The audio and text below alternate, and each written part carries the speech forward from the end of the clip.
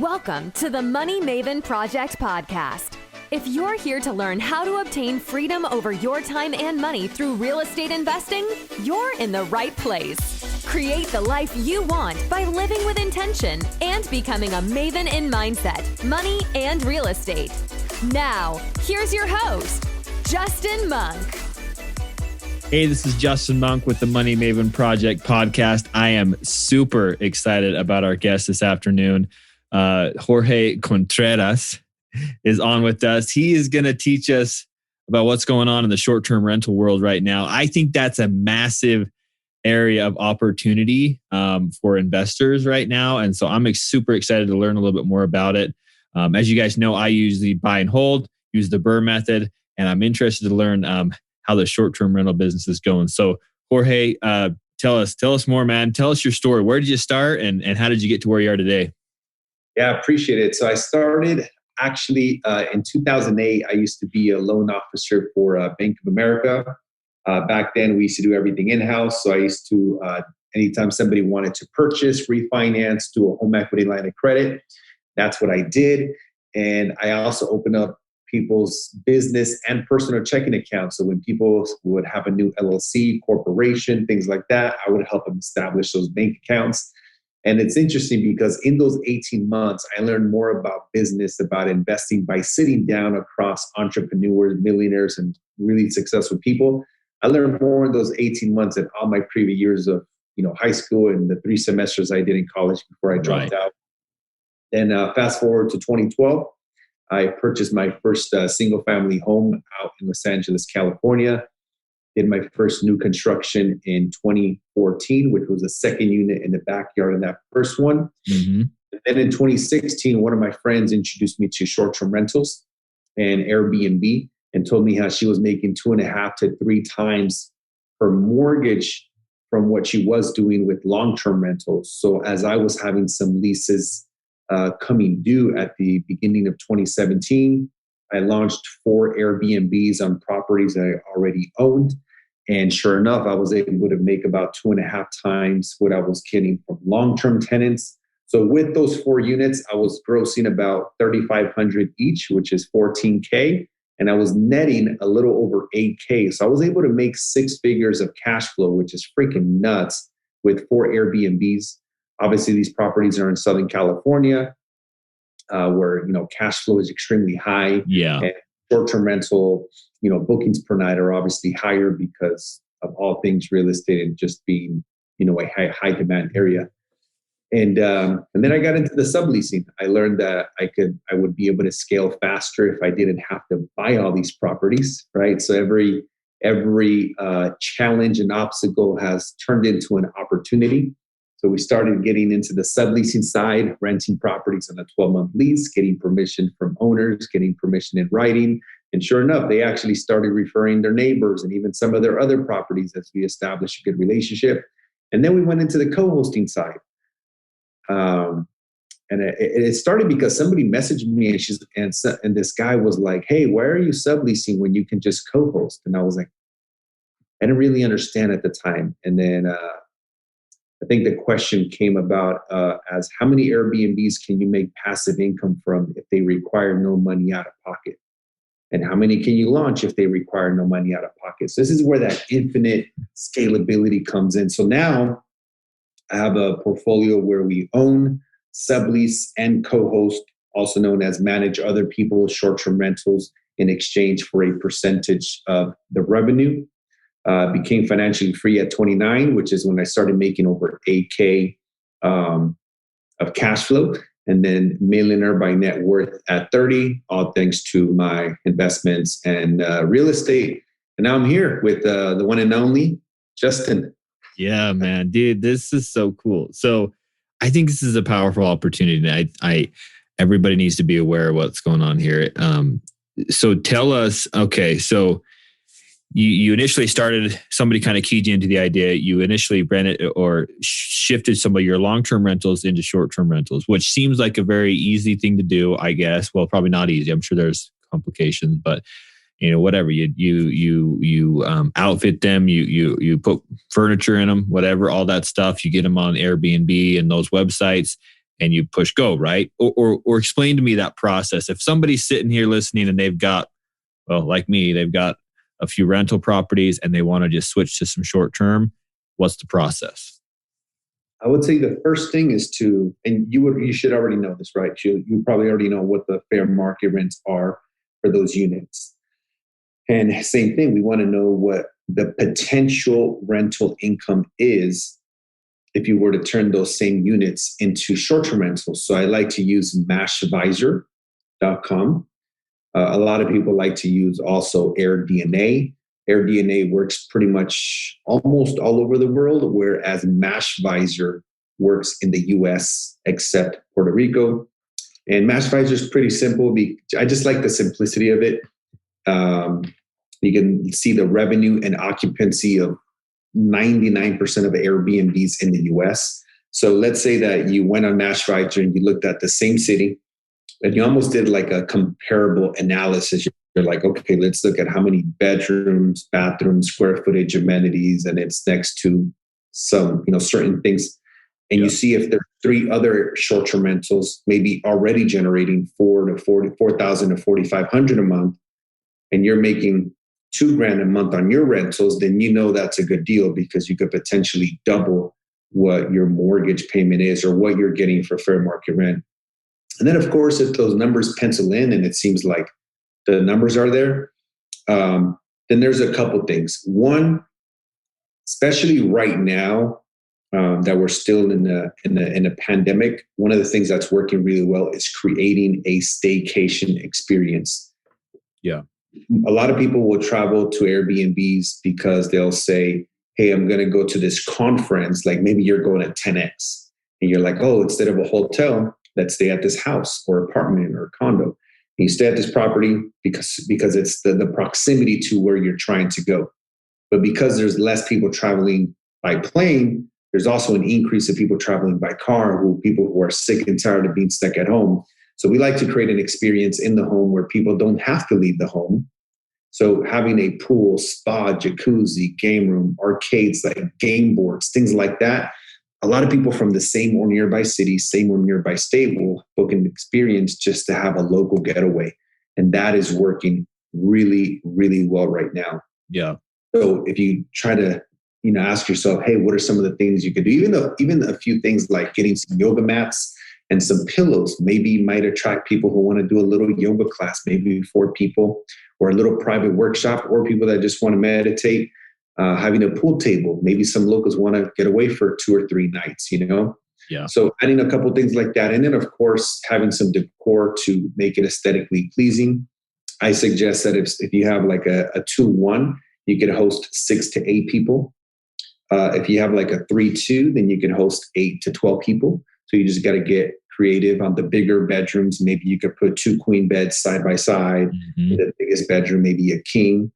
Like I like sleeping in king beds, having a lot of space. Yep. Then, of course, after that is getting a real estate photographer with the nice wide lenses, getting some good pictures, and listing it up basically on Airbnb. Yeah. Boom. There you go. And it was called, what's it called? MashVisor? Yeah. MashVisor. Perfect. Okay. That's what I needed right there. That's going to help me out a lot. So I love this. Okay. So that's kind of the standard way of getting in. You own some properties or you buy a property, you get into a short-term rental. Now tell us the difference between subleasing and co-hosting between those two. So subleasing is where you rent a property, just like when you live there. You rent a property on a 12-month lease, pay the first month deposit, except when we rent these before we rent these properties, we obviously negotiate with the landlords and talk to them about us wanting to place their property on a short-term rental. However, we're going to pay them the fair market rent that somebody who actually would live there would as well. And we put this on a 12-month lease. And by looking at MashVisor, maybe I can rent this property for $1,500 a month. And I see that on Airbnb with like 20 days booked out of the month, 66% occupancy. Maybe they're charging, say, what would the numbers be, like $150 a night, and that's $3,000. Hey, I'll rent it for $1,500 at $150 a night with 66% occupancy. I can get $3,000. That's a win. And so that's exactly what we would do. Ideally, I've seen about 10 to 15% of properties are already furnished. That would obviously keep thousands of dollars in your pocket, unless you feel the margins are really good and the property is not furnished, and maybe it makes sense to, do a balance transfer, credit card, or do some creative financing to try to finance the furniture. But that's the way that works. You're basically paying fair market rent, just like anybody who would live there on a 12-month lease. And co-hosting is where you basically offer short-term rental management. So we call it co-hosting. This way you don't need any licenses or an escrow account, because the funds go to the owner, and the owner sends you your 15 to 30% of the co-hosting fee. So let's say that same property was making $4K a month, and if I'm charging 25%, I make $1K as a co-host / management fee, but I have no skin in the game. I get to take advantage of all the upside with none of the downside, because no matter what happens, it's not my Airbnb. So just like anything, I like the diversification of all three strategies to have a well-balanced portfolio. Yeah. Yeah, that was going to be my next question. Like, what's the best? What's the best? But it sounds like they probably have pros and cons. So owning a property and doing a short-term rental with it, you've got to make sure your income on that property covers your mortgage. The subleasing, you are in an agreement with that landlord to make sure you pay the normal rent. So to him, it doesn't matter whether it's a long-term tenant or a short-term tenant. It's either way, he's getting his rent, right? And then co-hosting is where you're kind of partnering, I guess. Somebody already has a short-term rental, and you're like, hey, why don't you take a vacation? I'll manage this thing for you, and I'll take my, 10 to 15%, right? 50 to 30, yeah. Okay. Thank you. Good clarification. Which is good, right? With long-term rentals, often it's like 6 to 10. With short-term rentals, there's much more turnaround. It's going to be a little more work. So it's like 15 to 30 is standard. Yeah, and good. Of course, most people's goals should be to own, because that's where you create the long-term wealth. But the subleasing comes in handy, as well as the co-hosting, because I'm a big believer in do what you can with what you have where you are, and progress over perfection. If you can't buy, then sublease. And if you can't sublease, then co-host. But in my experience, from my perspective, it should be everyone's goal to have most properties eventually on the ownership side, so they can get cash flow, appreciation, depreciation, mortgage pay down, taxes, and all that. Yeah. So I mean, and we all, that's where the real wealth is created, is ownership, taking advantage of the equity and the loan pay down, right? That's where that wealth is building, and obviously the income. So so I guess if somebody was trying to jump in, getting started, no properties under their belt so far, co-hosting is probably the easiest one. Maybe even the least amount of risk, but they ought to work into owning and having their own portfolio of short-term rentals that they are the owners of. Does that sound fair? Like fair recommendation? Yeah, I think it's great. And I'm pretty sure, you've come across people that say, hey, Justin, can I shadow you? Can I learn from you? I'll do it for free. And I think that's great, right? If you could work for someone for free or help someone for free in exchange to get the knowledge, experience, and ultimately who you become in the process, you're going to make the money in the back end. And co-hosting is really that. It's like striking up a partnership. It's a win-win revenue share agreement. And you're helping someone ideally create more income while providing them a hands experience by managing the three operations of cleaning, maintenance, and communication. Yeah, that's awesome. So what are some rules of thumb? In the long-term rental side, we kind of have you got to buy the property at 70% ARV minus rehab. You try and hit the 1% rule. What are some rules of thumb that are quick and dirty to help guide somebody where an opportunity is going to make sense or not for them? Are there some out there? Yeah. So with subleasing, to be able to generate $2 for every $1 of rent you pay. So you want to be able to rent properties for half or less than half of what they're currently generating on MashVisor. So if properties are generating 6K to 7K, you want to pay less than 3K, right? If it's co-hosting, of course, you want to shoot for the moon. The more money they make, the better. But I would say that's pretty much the first rule of thumb as far as being able to double. Same thing with the mortgage is the goal should be to try to double what your mortgage payment is. And it's very possible. I have a lot of students that are making 2, 3, 4, 5K of cash flow a month with like one sublease. It's extremely possible. One of my students, she owns a property and her mortgage payment is like under 2K. And she actually just texted me earlier today, and she sent me a snapshot of her earnings. Like in the month of this month of March, she's almost at $10,000. Crazy. She purchased this property for $300K. Her mortgage payment is about $1,800. So even with utilities, it's probably like $2,400.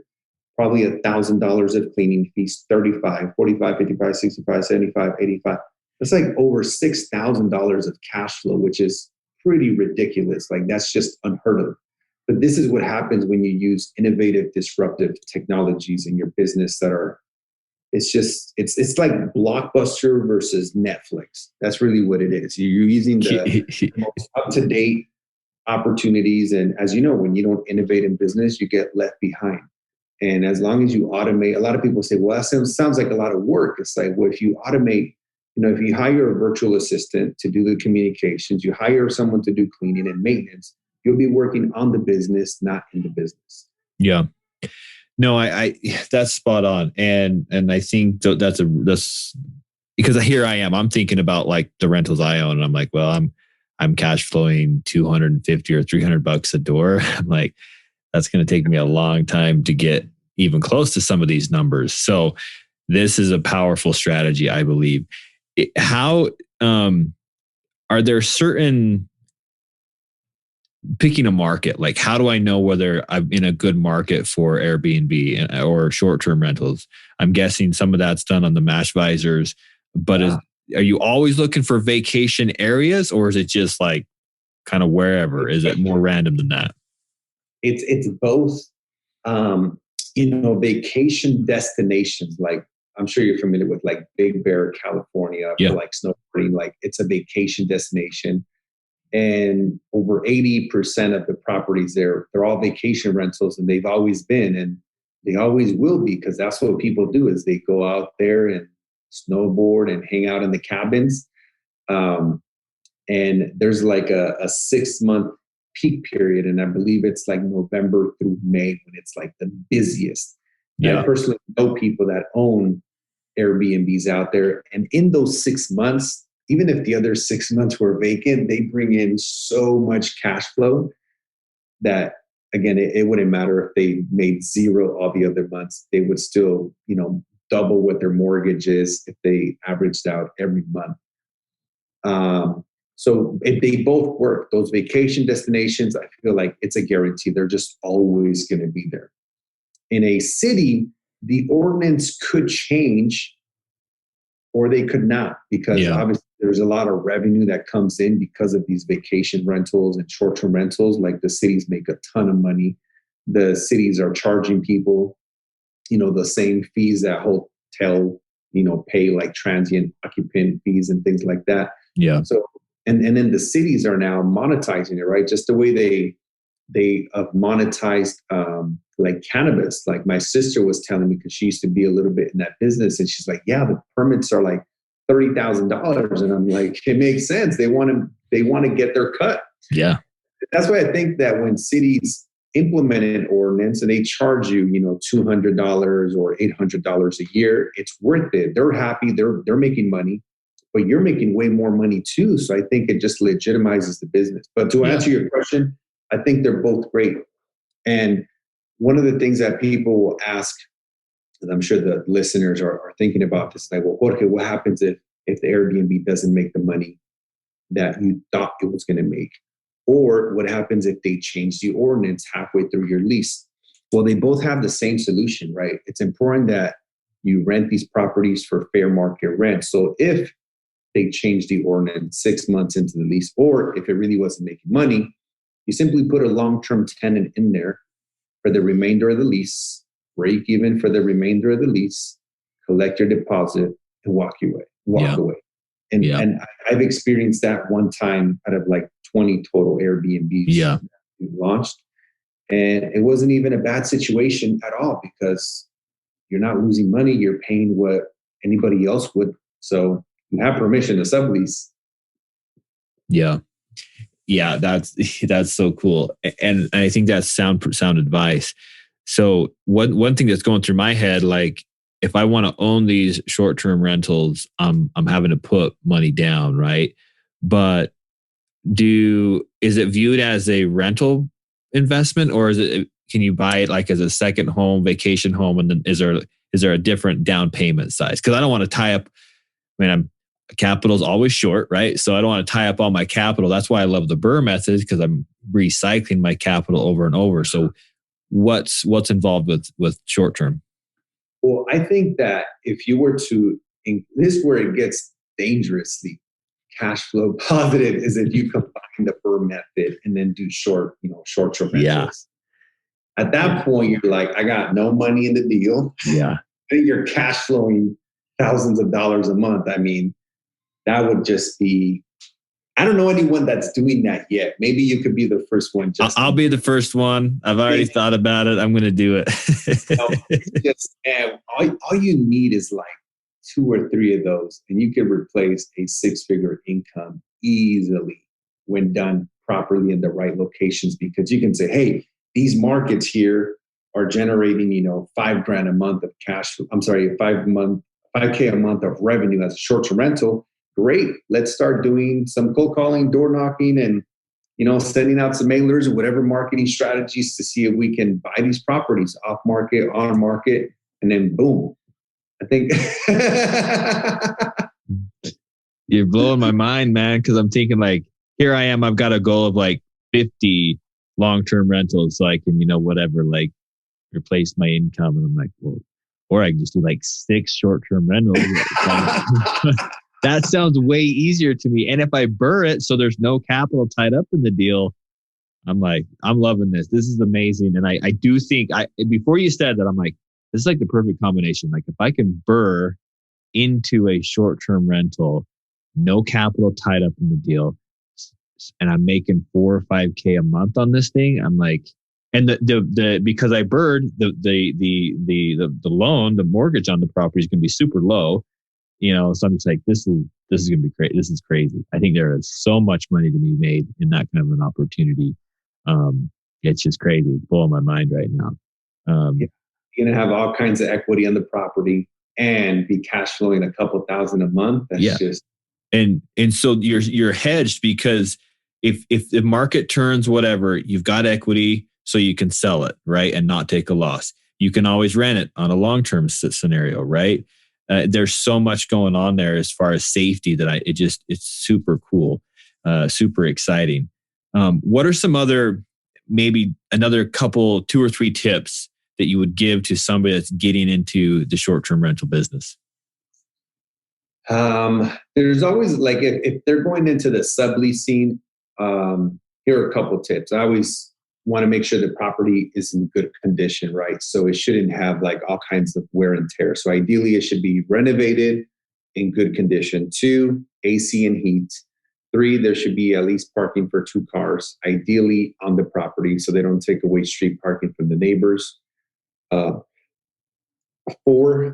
stay away from properties that are like on the main street. Mm-hmm. I think they're just not good to hold in any type of portfolio long term. They're just not the most desirable, right? So at least any residential neighborhood is going to be an A+. Yeah. And of course, if it could be a cul-de-sac, that's just like a cherry on top, although those are going to be harder to come across. And then proximity, right? If you have a property that's near a convention center, a downtown, or the beach, or a theme park, or just any attraction where there's constant tourism, then that's just going to be like a home run. Yeah. Yeah, that's huge. And I remember early on in the COVID, world, right? Like right after COVID kind of started.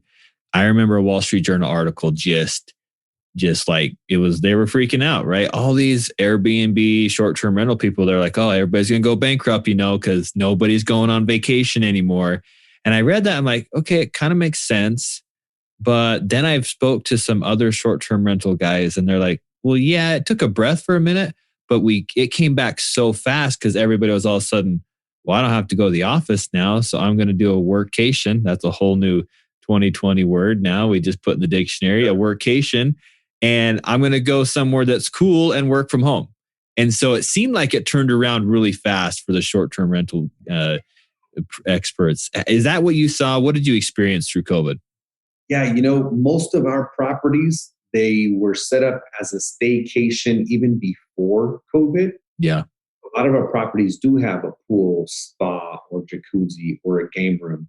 So for like the last 2 weeks of March when the world froze and the NBA shut down, we were like, okay, what the hell's going on? Yeah. But so for those 2 weeks, there was a lot of uncertainty because it was like, what's going on? But then starting April, we started noticing a lot of locals booking the properties. And they're like, okay, well, I guess I'm canceling even we were about to go to Tulum, to Cancun on vacation. And so a lot of people that maybe were going to travel to a different state or country, they're like, oh, I guess we'll just go 2 hours south and stay in San Diego by the beach at a house that has super host status, which means their cleaning is like spot on based on the other 200 people that have stayed there. And of course, people started implementing, additional cleaning like protocols, sanitizing everything and things like that. So it pretty much started picking up like slowly, but consistently. Just a lot of the staycations, people were like, hey, we're sick and tired of being at home. We want to stay here in your pool for 2 days, me and my kids. Yeah. So a lot of that was going on. And now like we're literally like at 85% occupied for March. Even April is already like 60%. It's just crazy. People are just sick and tired of being at home. And again, there's a decrease in people traveling by plane and an increase of people traveling by car. Yeah, no, it seems like it, because I remember reading early on in my kind of, as I was investigating and learning about real estate, I remember reading somewhere that was like, oh yeah, stay away from like vacation areas and short-term rentals because when the market sours and there's a recession, like vacations are the first thing that go away. And I guess there's probably some argument to that, but COVID was not a recession. It was totally a different monster. It was just a resurfacing or refacing of what was going on in the world and in the economy. So it was interesting to watch that where, I mean, just how quickly things kind of came back. I thought that was crazy because that's not what I expected, honestly. Yeah, totally. And, but yeah, I mean, overall, it's been, working out great. And I think it's a great way for, especially like the first time entrepreneur where this is their first rodeo and they don't have tens of thousands of dollars to start a business, but they want to start a business. I think starting a subleasing where you put the first month deposit, say it's $1,500 for the first month, $1,500 for the deposit. And if it's already furnished, maybe another couple $100 for decor and pictures. And with like less than $4,000, even if you just started making $500 a month, right? You can make your money back in a few months, cash flow $6,000 a year.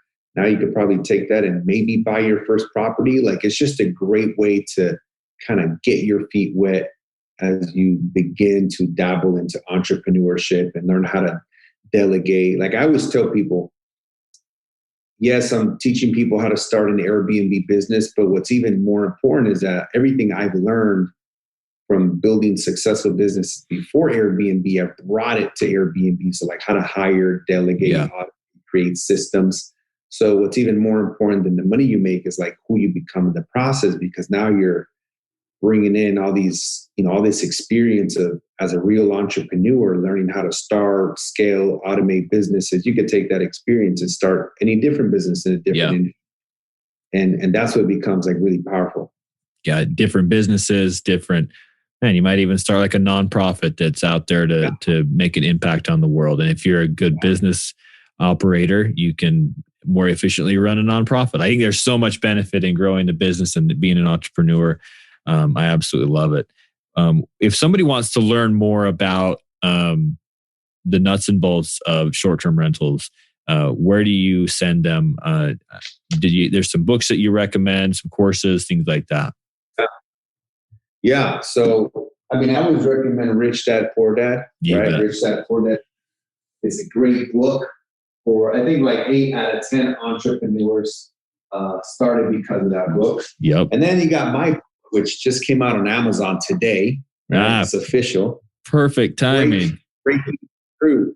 So, little plug there, but it's available on Amazon as of today, actually. I'm going to be doing a whole launch, but long story short, I recommend Rich Dad, Poor Dad.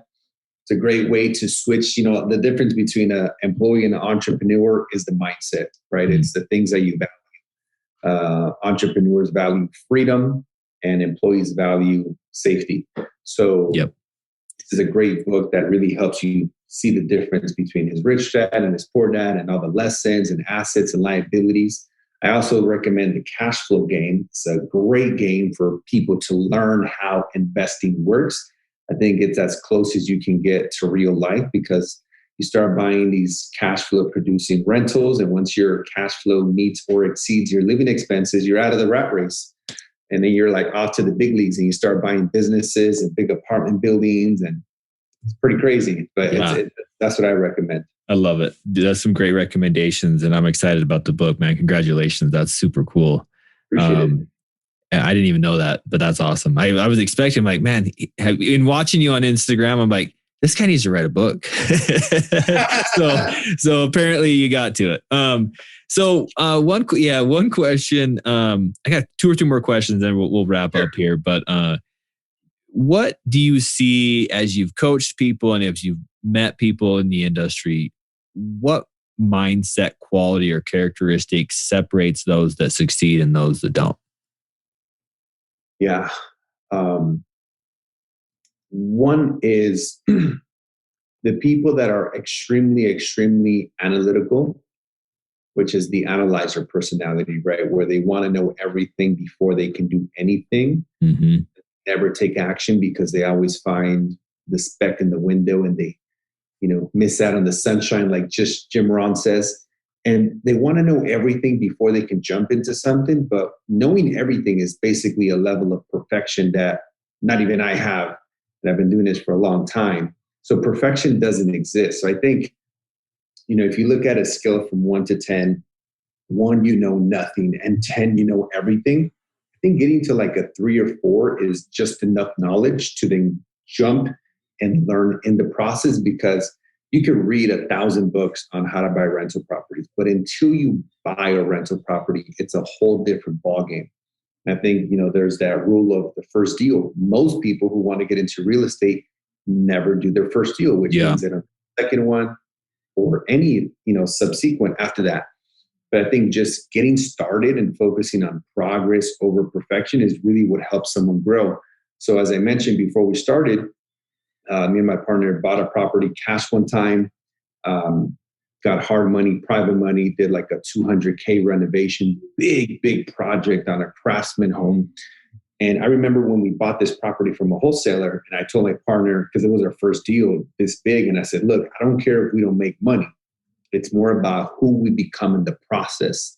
And I know that experience will make us millions over our lifetime.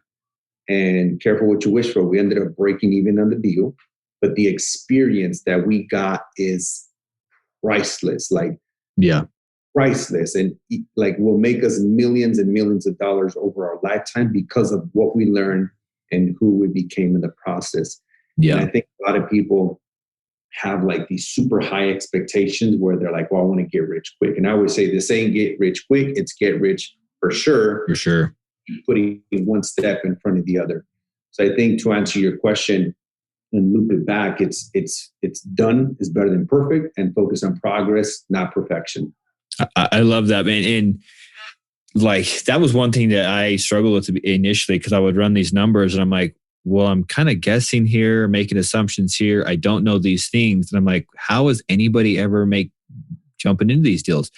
But I think the fact of the matter is, the value you add as an entrepreneur as a real estate investor is figuring the unknowns out, like getting into a deal and saying, oh, whoa, there's that. I deal with it. I get creative. I get around it. Like that's why you can make money in real estate. That's the skill you have to have. No, if all you had to do was put stuff into a calculator and it was perfect every time and there were never any boogers on the deal or unknowns, like everybody would do this. And there would be no value created. And so I think that's the thing. I've talked myself out of deals before. When I first got started, I'd be like, there's a little speck of dust over here. I'm going to go on to the next deal. Like I had to come to terms with it's never perfect and there's always some unknowns and there's always a little bit of risk. The skills I have to get to where I want to be are figuring that stuff out as I go through the deal.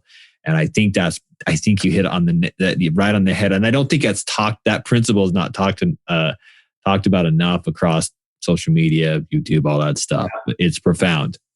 Yeah, I always say, do what you can with what you have where you are. That's it. You do that, man. It's like when you're driving in the middle of the night and say there's no lights and with your beams, all you can see is like, maybe 50 feet in front of you. Yeah. But the more you keep driving, the more you see, the more you see, the more you see, the more you see. And that's how I view life and entrepreneurship is. You just keep driving forward and the more you'll see. But if you stay there, you're like, no, I want to see more. You're going to stay in the exact same place. Yeah. You'll see the same side of the road until you start moving. I love that analogy. That's perfect. Oh man. So, well, perfect. So where do people find you? How can people, obviously, congratulations on the book. We can find the book on Amazon. Where else can we find you if they want to touch base with you? They can just follow me on Instagram, the Jorge Contreras. And I also have my website, thejorgecontreras.com. So they can just follow me directly on there. We do like 3 posts a day. So there's just a lot of content about real estate, Airbnb, entrepreneurship mindset, and all that good stuff. This is awesome, man. We'll have all that stuff in the notes. And final question, are you going to a 10X Growth Conference tomorrow? I'm not actually, but I didn't even know it was happening tomorrow. There you go. So one of my students is actually going and I was like, hey, that's awesome. And I've actually never been to 10X, but I'm sure it's going to be great. Are you going? Yeah, you mentioned it. That's why I was asking you. So I'll be there virtually. Yeah, there's my flag right there. That's why I mentioned it because I saw it earlier. I do have a cash flow 10X hat though. There you go. Yeah, me too. So do they have virtual and in person? Yeah, there's like 2,500 people going in person that paid the extra money. And then I don't know what he claims there's like 50,000 people jumping on virtually. So we'll see. But yeah. What's tomorrow? Friday? Yeah. If I can still get a ticket, I might check it out. Yeah, I've got a link right to the $97 to get online. So I'll shoot it over to you. I'll check it out. Yeah, man. Hey, I appreciate the time. I have learned so much, and I'm going to put this stuff to practice because this seems like an awesome way to make some money. So I appreciate it, Jorge. Thank you so much, and we'll hope to talk to you soon. Thanks for having me. Appreciate it, man. Have a great day. Thanks for listening to the Money Maven Project podcast. A true Maven shares knowledge with others, so be sure to share this podcast and leave a review. Thanks so much, and until next time, live life with intention.